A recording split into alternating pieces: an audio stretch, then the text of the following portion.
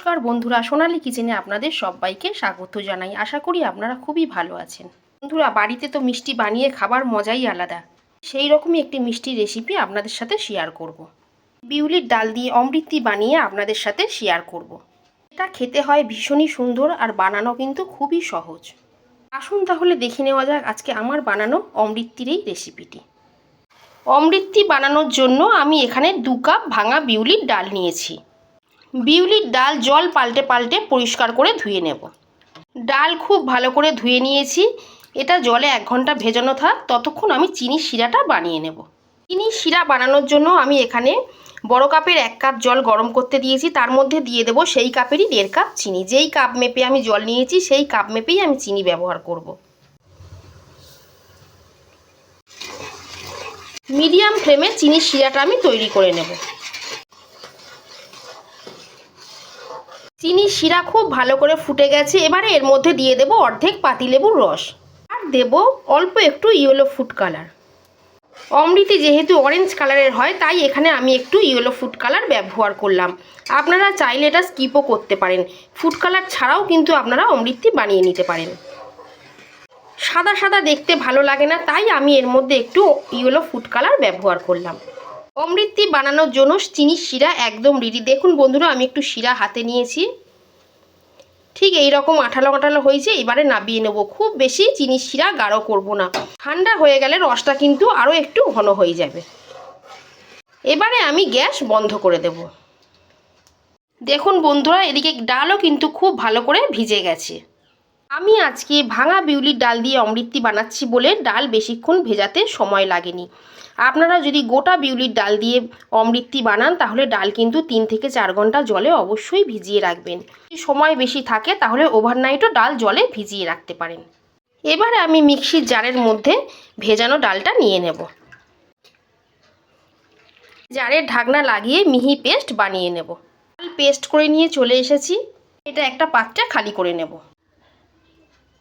দেখুন বন্ধুরা, ডাল আমি একদম মিহি পেস্ট করেছি। ডালের মধ্যে একটুও দানা দানা নেই। ডাল পেস্ট করার সময় আমি সামান্য একটু জল ব্যবহার করেছিলাম, তবে খুব বেশি জল ব্যবহার করবেন না। আমি হাত দিয়ে ডালটা খুব ভালো করে ফেটিয়ে নেব।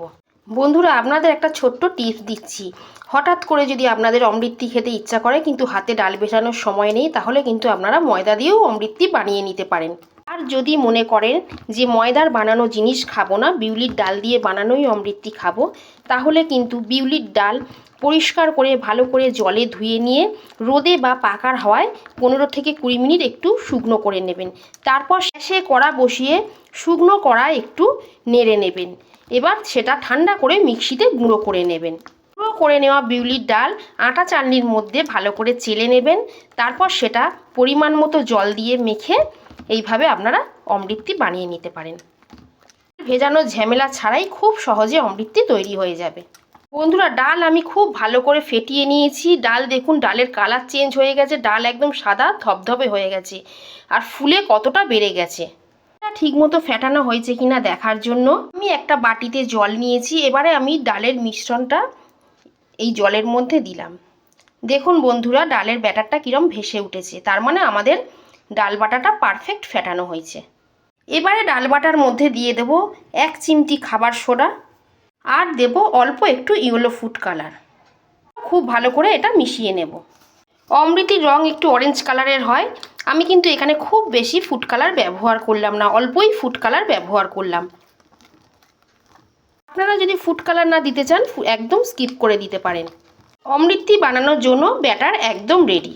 অমৃতি বানানোর জন্য ব্যাটার কিন্তু খুব ভালো করে একটু ফেটিয়ে নেবেন।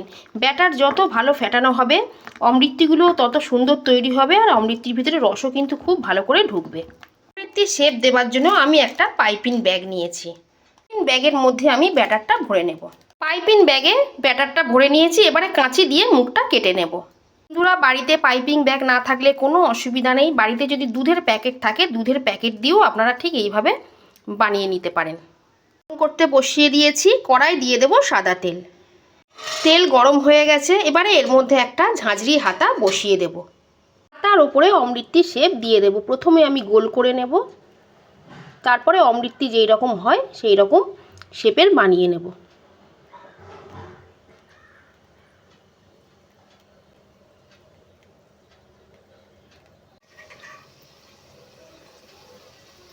মিডিয়াম ফ্লেমে ভালো করে ভাজবো। এগুলো ভাজা হয়ে গেছে, তুলে নেব।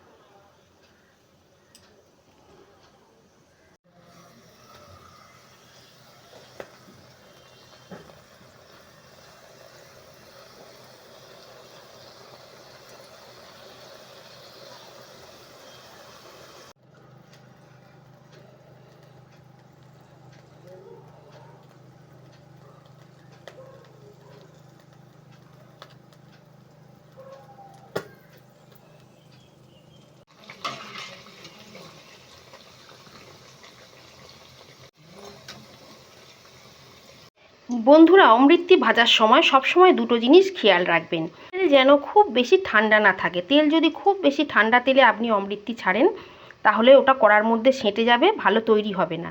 আবার খুব গরম তেলে যদি অমৃতি ছাড়েন, অমৃতির শেপ কিন্তু ঠিকমতো তৈরি হবে না। মিডিয়াম ফ্লেমেই অমৃতিটা ভাজতে হবে। বন্ধুরা, আমরা তো আর হালুয়াই নই, যতটা পেরেছি আমি অমৃতির শেপ দেওয়ার চেষ্টা করেছি। যেহেতু বাড়িতে বানিয়ে খাবো তাই শেপ একটু এদিক ওদিক হলেও কোনো অসুবিধা নেই। বন্ধুরা, আমার হাজব্যান্ড অমৃতি খেতে খুব ভালোবাসে। যখনই খেতে চায় আমি মাঝে মধ্যে বাড়িতেই এইভাবে বানিয়ে দিই।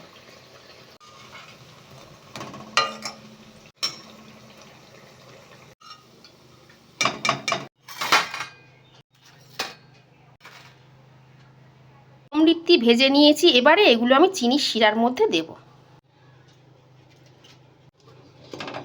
চিনি শিরার মধ্যে রাখবো না, চিনি শিরার মধ্যে দিয়েই আমি তুলে নেব।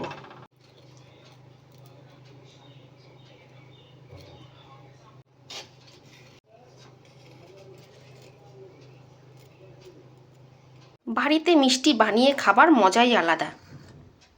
আমি একটা অমৃতি আপনাদের ভেঙে দেখাচ্ছি। দেখুন বন্ধুরা, কতটা মুচমুচে হয়েছে, ভিতর অবধি রস ঢুকে গেছে। অমৃতির এই রেসিপি আপনাদের কেমন লাগলো কমেন্ট করে অবশ্যই জানাবেন। ভালো লেগে থাকলে প্লিজ লাইক করবেন, শেয়ার করবেন, সোনালী কিচেন চ্যানেলটা সাবস্ক্রাইব করে দেবেন। ফেসবুক থেকে দেখে থাকলে ফেসবুক পেজটা ফলো করে দেবেন। আজকের মতো এই পর্যন্তই। সবাই খুব ভালো থাকবেন, সুস্থ থাকবেন। ধন্যবাদ।